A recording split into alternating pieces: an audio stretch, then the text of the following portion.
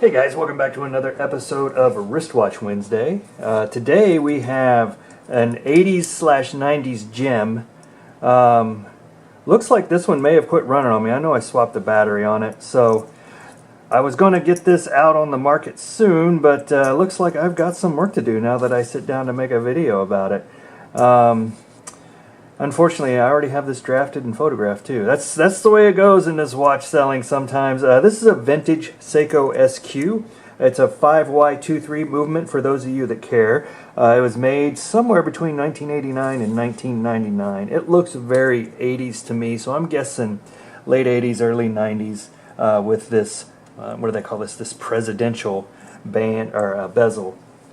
I guess it is. I do like this band a little bit better. It seems to hold up well. The clasp fits much better on my wrist than a lot of the other Seikos. Don't know why really. Maybe it's just because it's a little bit larger. These usually get shrunk down, and one thing people complain about these is the dial. Not the dial. I'm sorry, but the case is pretty small, right? But when you go back into the days of the 80s and in the 90s, the cases were pretty small. Here's a couple of facts about this. It does take a 371 battery, otherwise known as an SR920SW. It does have day and date function. My hour hand is covering that up a little bit. Let me see if I can get that past there so you can see that a little better. Everything functions. It has a couple crown positions, you know, like they all would with a day-date function. You go out one position, turn it for the day.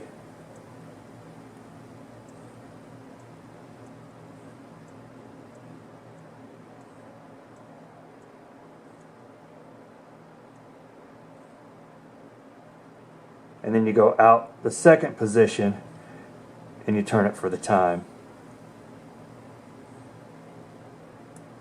Now you can, on the first position, you can turn it the opposite way to get the day going. It looks like this did stop yesterday, so this one may need some more work before it goes back on the auction block. But it does have one jewel. It's probably worth about $40 to $50 online in running condition, and this one is rated at plus or minus 20 seconds per month. So when you look at some of today's watches, you know, it's you're going to be resetting that every couple months as it gets about a minute behind. Anyway, it does have a screw down back, so you need your spanner to get in there and make things happen.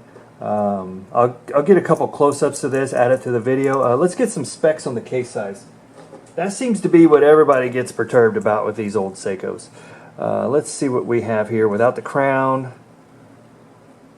Oops, must have got that to get. Let's get that. Let's see what we have on the case size. This is what everybody gets worked up about. Without the crown, we're at about 36 millimeters. With the crown, we're about 36.65. Not much bigger. That crown does not stick out. Okay, let's call it 35 without the crown. Let's go a lug to lug. We're talking about 37, and then our lug width, we're talking about 20. And it does have this tapered band, gold color, gold dial, gold stick markers, whatever you want to call that. Kind of your plain gold watch, right? It's got the SQ logo down here at the bottom. Really, that's about all there is to it, guys. Gonna have to do some work on this, see what's going on. I'm hoping that battery was just bad that I put in. I popped this back in, let it run for a few days, get this thing listed.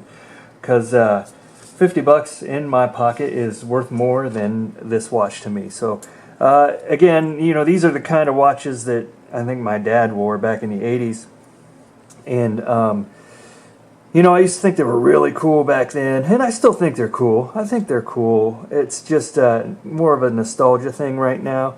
I probably wouldn't wear one of these right now. I do have a Seiko 5 automatic that I do occasionally wear. I'll link that video down below. And, you know, I'll link a couple other Seiko watches on Amazon you can look at. Or, you know, hey, you can come buy this one off me. But you know, it's more nostalgia right now than anything, and that's probably why people buy these, just because they were used to seeing their dad or their grandfather or somebody wearing these back in the old days, which is really cool. Anyway, going for a couple of close-ups, some shots on the wrist, and we're going to wrap this one up, see if we can get this running with a new battery, and get this listed. We'll see you next time, guys. Thanks for watching.